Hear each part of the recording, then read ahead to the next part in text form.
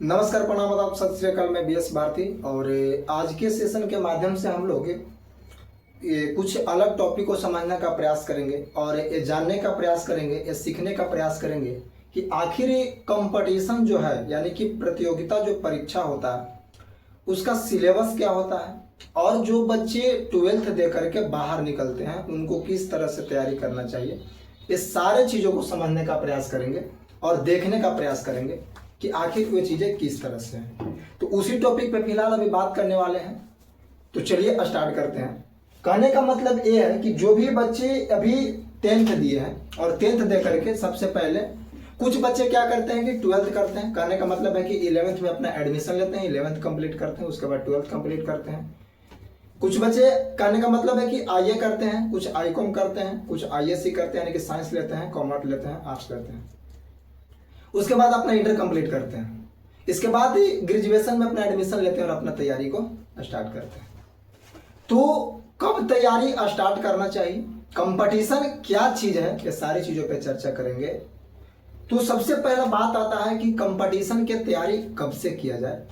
तो सबसे जहां तक मेरे नजर यानी कि मेरे अनुसार यदि देखा जाए तो आखिर कंपटीशन का तैयारी कब से स्टार्ट कर देनी चाहिए, इस टॉपिक पे यदि सबसे पहले चर्चा करें तो देखिए भाई, सबका अपना अपना विचार होता है, अपना अपना मत होता है और कुछ बच्चे का टारगेट अलग अलग होता है। मैं तो एक बात यहाँ पे बोलना चाहूंगा कि आप पहले अपना टारगेट डिसाइड कर लीजिए कि आखिर मुझे जीवन में करना क्या है।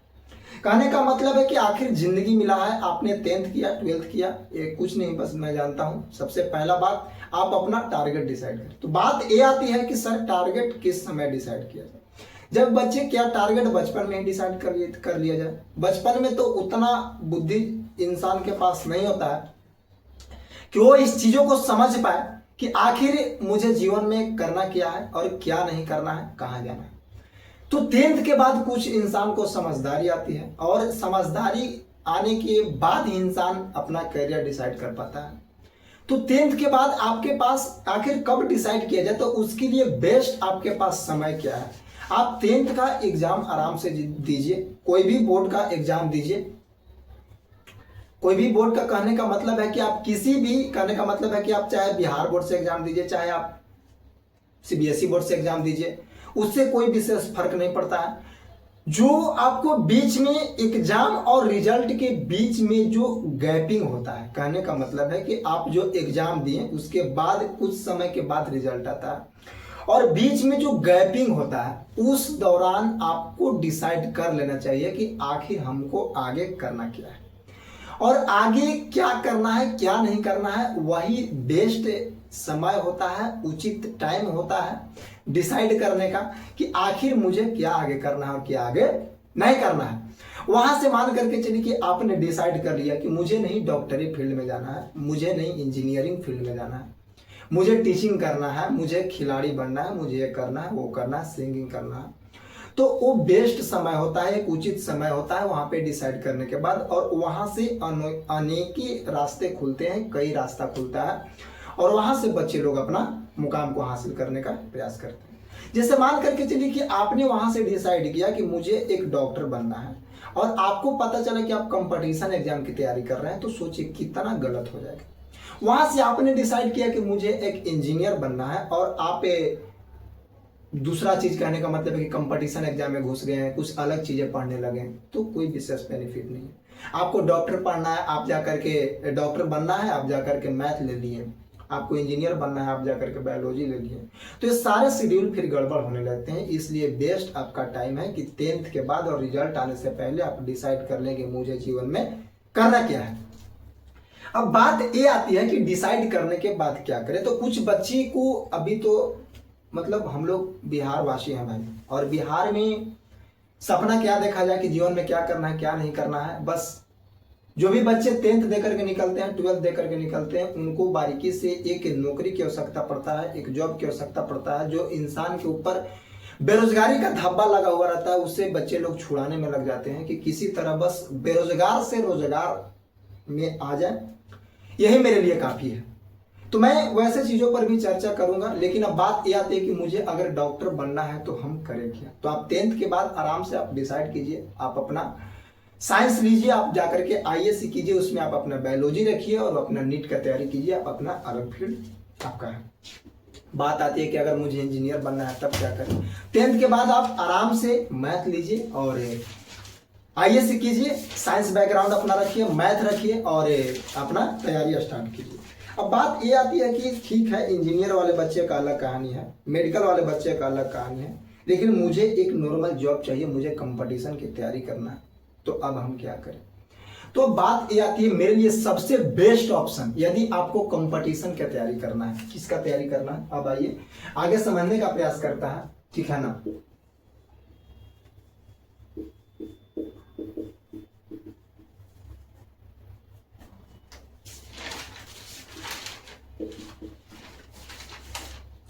कंपटीशन एग्जाम की मैं अब बात करना स्टार्ट करता हूं, क्योंकि डॉक्टर इंजीनियर के भाई क्षेत्र अपना अलग है, अपना अलग समझे। मैं कंपटीशन एग्जाम के टॉपिक पे चर्चा करने वाला हूं। कंपटीशन एग्जाम कहने का मतलब है कि प्रतियोगिता परीक्षा।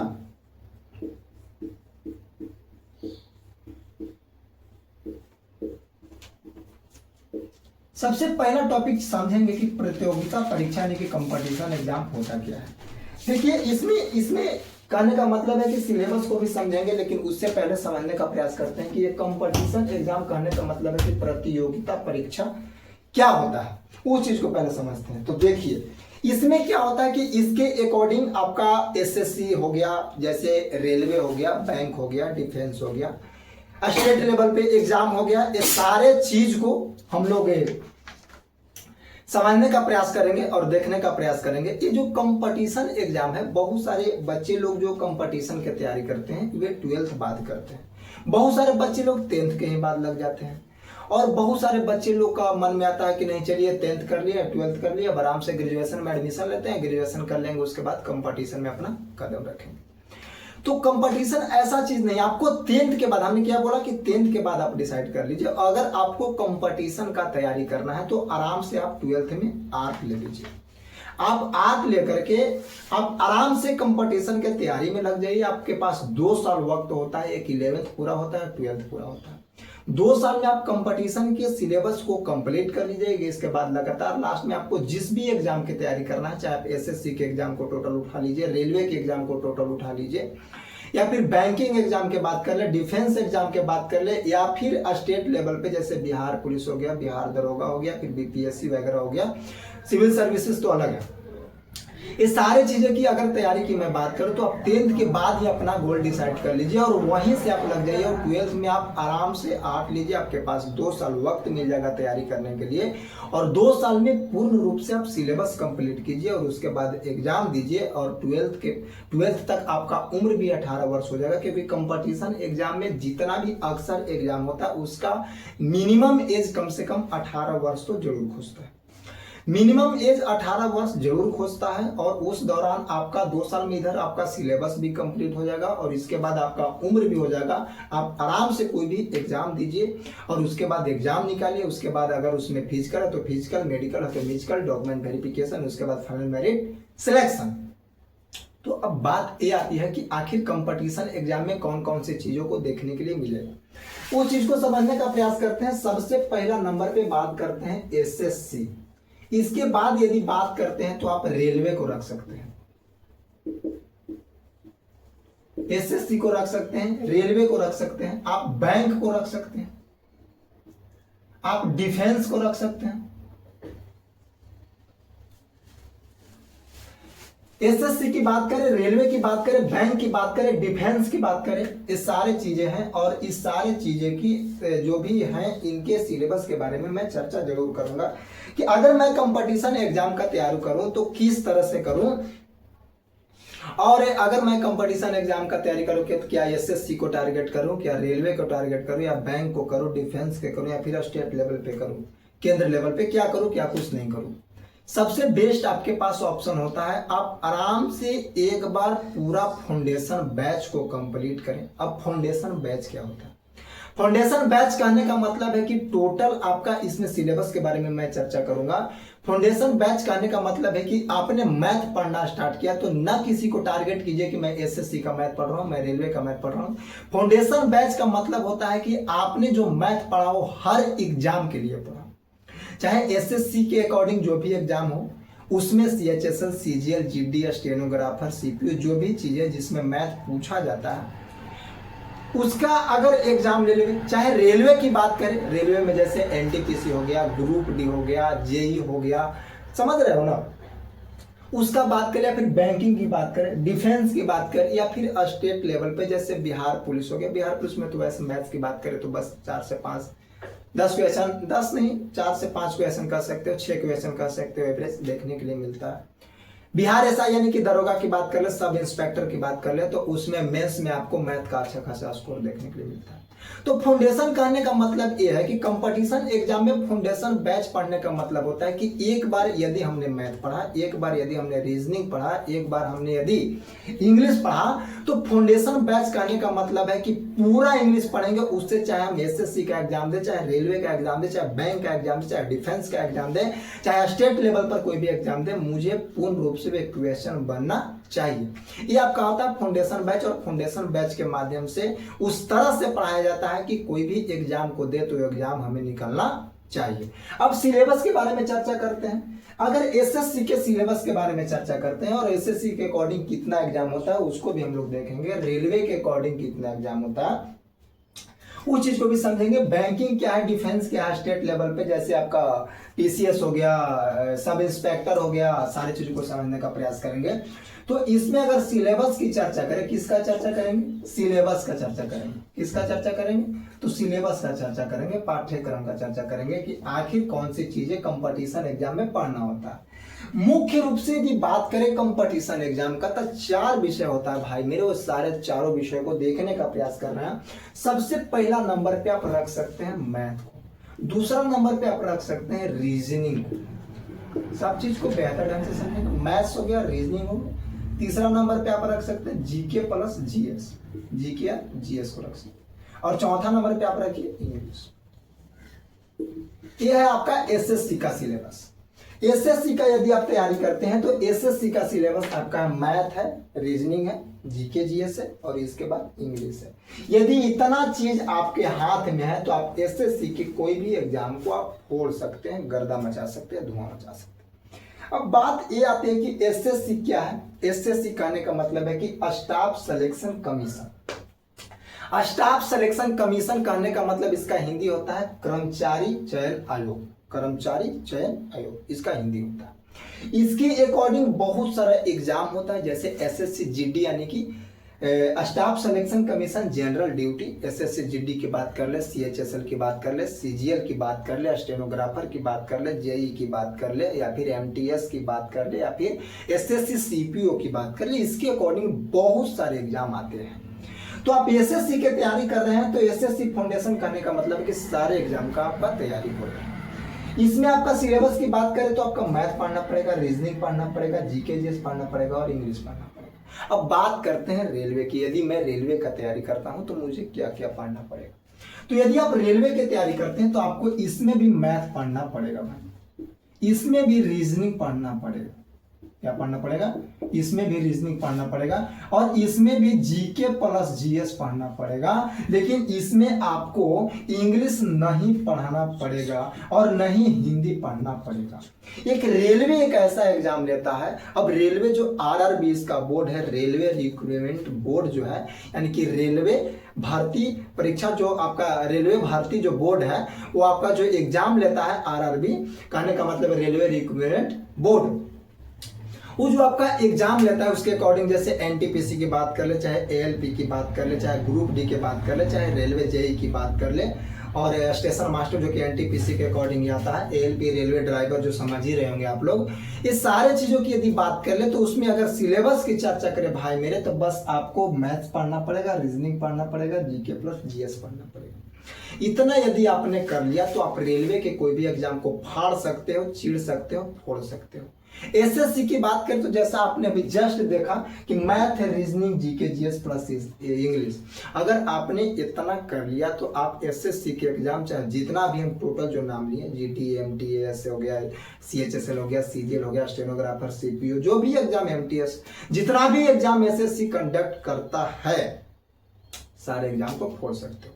अगर बैंकिंग की बात करें, इसका सिलेबस क्या होता है भैया मेरे, मैथ आपका साथ छोड़ने वाला नहीं है, रीजनिंग साथ छोड़ने वाला नहीं है। और अगर जीके जीएस की बात करें, करंट अफेयर हो गया, कंप्यूटर हो गया, मार्केटिंग क्वेश्चन हो गया, इसके बाद और भी चीजें इसमें पढ़ना होता है। इसके बाद अगर बात करें इंग्लिश के, तो इंग्लिश क्या इसमें पढ़ना होगा? हाँ भैया इसमें भी इंग्लिश पढ़ना पड़ेगा। बात करते हैं डिफेंस के, शायद पता नहीं इधर आपको दिखाई दे रहा होगा कि नहीं दे रहा होगा, मैं यहाँ पे चर्चा करने का प्रयास करता हूँ। और डिफेंस का यदि सिलेबस देखें, डिफेंस कहने का मतलब कि जैसे रक्षा जो करते हैं, इसका हिंदी रक्षा लिख सकते हैं आप। डिफेंस का यदि मैं सिलेबस का बात करूं भाई मेरे, तो डिफेंस के सिलेबस में क्या आपको मैथ पढ़ना पड़ेगा? हाँ जी, मैथ आपको पढ़ना पड़ेगा। मैथ एक ऐसा चीज है, चाहे आप कंपटीशन का कोई भी एग्जाम दीजिए, आपको मैथ साथ छोड़ने वाला नहीं है। यानी कि सबसे पहला अगर टॉपिक बात करें तो मैथ आपको पढ़ना पड़ेगा। दूसरा अगर रीजनिंग की बात करें तो रीजनिंग आपको पढ़ना पड़ेगा। तीसरा अगर जीके जीएस की बात करें तो जीके प्लस जीएस भी आपको पढ़ना पड़ेगा। चौथा अगर बात करें तो चाहे इंग्लिश हो और प्लस में आपको हिंदी भी पढ़ना पड़ेगा। एक डिफेंस ऐसा एग्जाम है जिसमें आपको हिंदी और इंग्लिश दोनों देखना पड़ेगा। और यदि मैं बात करूं, जैसे आप एसएससी में जीडी को भी उठाइएगा ना, तो इंग्लिश की जगह पे हिंदी पढ़ने का ऑप्शन मिलता है। अब बात आता है कि अगर स्टेट लेवल पे जो एग्जाम होता है, स्टेट लेवल पे एग्जाम, जैसे आप बिहार पुलिस, जैसे बिहार के हम लोग निवासी हैं, जैसे बिहार पुलिस की बात कर ले, बिहार दरोगा की बात कर ले, बीपीएससी की बात कर ले, स्टेट पीसीएस, वही समझ रहे हो, अपना अपना स्टेट का अलग अलग अपना होता है, ठीक है ना। तो उसमें अगर बात करें तो उसका अपना अपना अलग सिलेबस होता है, उस चीजों पर भी चर्चा करें। लेकिन फिलहाल आपने एक चीज यहाँ पे नोटिस कीजिए और देख करके हमको बताइए कि चाहे मैं बात करूं एसएससी का, चाहे बात करूं मैं रेलवे का, चाहे बात करूं मैं बैंक का, चाहे बात करूं मैं डिफेंस का, चाहे बात करूं मैं स्टेट लेवल एग्जाम यानी कि बिहार पुलिस का बात करूं, बिहार पुलिस का बात करूं, या फिर बिहार एसआई का बात करूं, यानी कि सब इंस्पेक्टर, क्या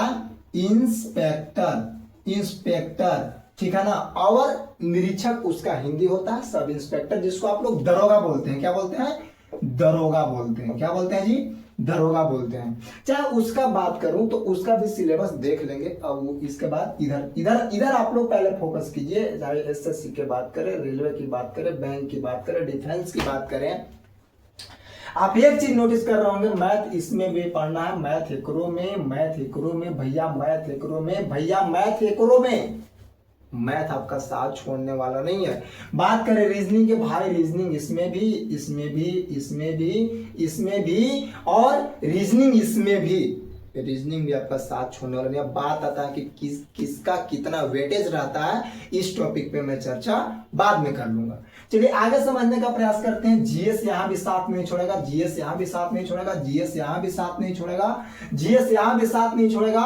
और अगर आप स्टेट लेवल बिहार की बात करते हैं तो बिना जीएस के बिहार के कोई भी एग्जाम निकालना, चाहे बिहार पुलिस की बात कर ले, चाहे बिहार दरोगा की बात कर ले, चाहे बीपीएससी की बात कर ले, यानी कि स्टेट पीसीएस की बात कर ले, बिना आप जीएस पढ़े बिहार का स्टेट लेवल पे कोई भी एग्जाम आप नहीं निकाल सकते हैं। क्योंकि यदि आप बिहार पुलिस का सिलेबस उठाइएगा तो उसमें 80% जीएस रहता है भाई मेरे। बाकी जो चीजें बच गई, आपका मैथ्स बच गया, रीजनिंग बच गया, इसमें आपको 20% के अकॉर्डिंग हिंदी, मैथ और रीजनिंग हो गया और इंग्लिश हो गया, आपका 20% के अकॉर्डिंग आता है। बाकी 80% आपका जीएस रहता है।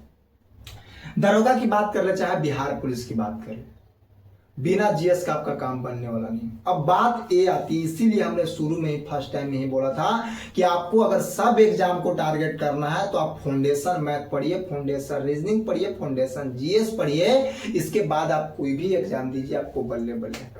आज के डेट में कंपटीशन फील्ड में आप एक चीज नोटिस कीजिएगा, पहले का कंपटीशन फील्ड अलग कहानी था, आज के कंपटीशन फील्ड का अलग कहानी है। ये मैं बात आप लोग के समक्ष इसलिए रख रहा हूं, पहले क्या नहीं था क्या था, ये चीजों को मैं इग्नोर मारता हूं। फिलहाल की यदि बात करते हैं, प्रेजेंट टाइम की यदि मैं बात करता हूं भाई मेरे, तो प्रेजेंट टाइम में आप एक चीजें, अगर जो बच्चे एग्जाम दे रहे होंगे या फिर जिनको जानकारी होगा, आप एक चीज नोटिस कीजिएगा कि आज के डेट में क्वेश्चन का लेवल हाई कर दिया है, क्वेश्चन का नंबर हाई कर दिया है और टाइम को कम कर दिया।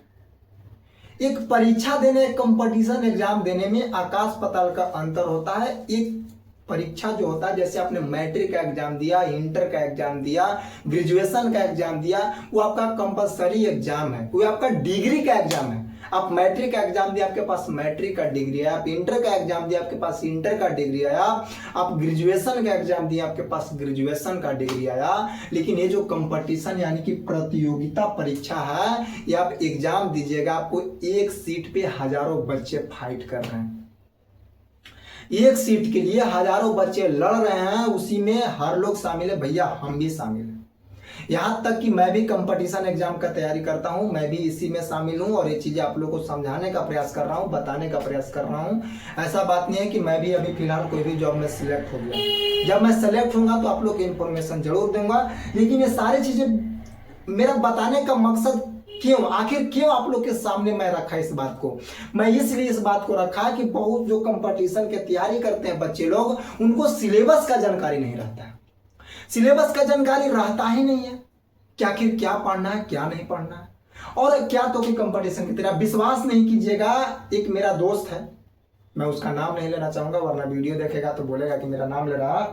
अभी वो पटना में है, लेगा पटना में है ज्ञान बिंदु जीएस एकेडमी, जो हमारे रोशन गुरु जी हैं, मेरे आदरणीय गुरु जी हैं भाई, सबके आदरणीय गुरु जी हैं, जो कि दरोगा गुरु से प्रसिद्ध है। वहां पे दरोगा का तैयारी कर रहा है वो लड़का। आप विश्वास नहीं कीजिएगा, एक बात मैं बोलूंगा, बड़ा हंसिएगा और वो लड़का वीडियो देखेगा तो बोलेगा कि हमको शर्मिंदा कर रहा है।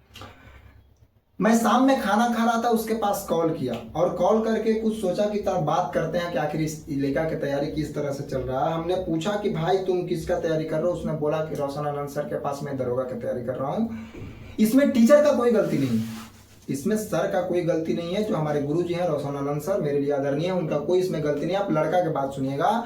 उससे हमने बोला कि भाई दरोगा की तैयारी कर रहे हो, थोड़ा सा दरोगा के बारे में इंफॉर्मेशन दो कि आखिर दरोगा की तैयारी क्यों कर रहे हैं, उसका क्या सिलेबस है, किस तरह से एग्जाम पैटर्न है, कौन कौन सा बुक लिस्ट है, कैसे क्या, कुछ दरोगा के बारे में हमको थोड़ा सा डिटेल दो। जब वो लड़का से इतना बात हमने पूछा, वो लड़का से पहला बात पूछा कि इसका सिलेबस, तो बोला कि कुछ नहीं सर, जो पढ़ाते हैं वही पढ़ते हैं। बोले कि एग्जाम का पैटर्न किस तरह से, आखिर किस तरह से एग्जाम होता है। तो बस वो लड़का इतना बताया कि इसमें 2 एग्जाम होता है, प्री होता है, मेंस होता है। हमने बोला कि प्री में क्या क्या पढ़ करके जाना होगा? बोले कि हमें पता नहीं है। हम कि मेंस में कितना पेपर होता है हमको पता नहीं है। बोले कि थोड़ा सा बुक लिस्ट ही बता दो कि क्या पढ़ ले, दरोगा बनने के लिए आखिर क्या पढ़ लेते, कि हमको उतना विशेष कोई जानकारी नहीं है। हम बोले कि मेंस में करेंट अफेयर का ज्यादा योगदान है कि प्री में ज्यादा योगदान है, ताकि हमको पता नहीं है। हमको उसका फिजिकल के बारे में, जो टेस्ट होता है उसके बारे में कुछ बता दो, कितना कूद है, कितना दौड़ है, ताकि हमको ये सारी चीजें पता नहीं है। जो बच्चा एग्जाम दिया उससे बात करना पड़ेगा। अरे भैया तो तुम तैयारी कर रहा है क्यों? पहले जानकारी, दरोगा के तुम तैयारी कर रहे हो और दरोगा के बारे में तुमको जानकारी ही नहीं है कि आखिर किस तरह से एग्जाम पैटर्न है, कैसे कैसे कितना टर्म में एग्जाम लेता है, कितना प्री का सिलेबस यानी कि प्रीलिम्स का सिलेबस क्या है, मेंस का सिलेबस क्या है, इसके बाद फिजिकल होगा कि मेडिकल होगा कि मेरिट लगेगा, कुछ तुमको जानकारी ही नहीं है, तो तैयारी क्यों कर रहे हो? मेरा कहने का मतलब यह है कि पहले आप जिस भी एग्जाम को टारगेट कर रहे हैं, उस एग्जाम का पहले डिटेल निकालिए, पहले सिलेबस निकालिए। ऐसे ही अंधाधुंध पड़े जा रहे हैं। इसलिए हाथ जोड़ करके बीएस भारती निवेदन कर रहा है कि आप कोई भी एग्जाम को टारगेट, एक और बात, आप कोई भी तैयारी सबका कीजिए, मैं ये नहीं कर रहा हूं, आप तैयारी सबका कीजिए, लेकिन आप टारगेट किसी एक एग्जाम को कीजिए कि हमें उस एग्जाम को फोड़ देना है। अब बात यह करते हैं कि अगर एसएससी का आपने मैथ पढ़ लिया तो सारा कंप्लीट हो सकता है, बैंकिंग का अगर रीजनिंग पढ़ लिया तो सारे एग्जाम को फाड़ सकते हैं, और एसएससी का इंग्लिश पढ़ लिया और बैंक का इंग्लिश पढ़ लिया तो आप कोई भी एग्जाम का इंग्लिश को आप फाड़ सकते हो। अगर जीएस की बात करें, जीएस, जीके नहीं, जीएस की अगर बात करें तो रेलवे का अगर आपने जीएस पढ़ लिया तो कोई भी एग्जाम को फाड़ सकते हो। और जीके जो है कि आपका तो पढ़ना तो पड़ेगा, उसमें सबका सेम ही रहता है, ठीक है ना। तो अगर एसएससी का आपने मैथ पढ़ा सारे एग्जाम के लिए ठीक है, बैंक का आपने रीजनिंग पढ़ लिया सारे एग्जाम को फाड़ सकते हो, जीएस आपने रेलवे का जीएस पढ़ लिया आप जीएस देख सकते हो। तो इस तरह से बात है, सारी कहानी है और आप लोग के सारी जानकारी हमने दे दिया।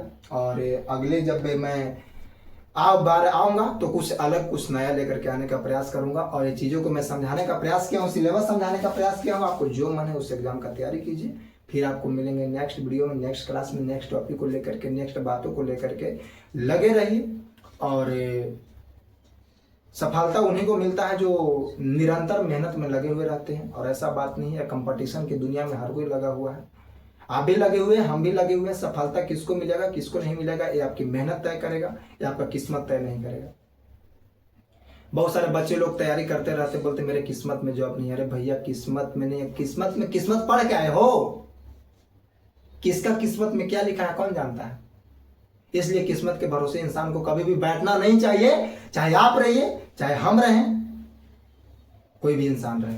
बाकी नेक्स्ट टॉपिक को लेकर के नेक्स्ट वीडियो में, नेक्स्ट क्लास में, तब तक के लिए तमाम स्टूडेंट को जय हिंद। ऐसे ही प्यार सपोर्ट बना करके रखिए और जीवन में मेहनत करते रहिए। Bye bye.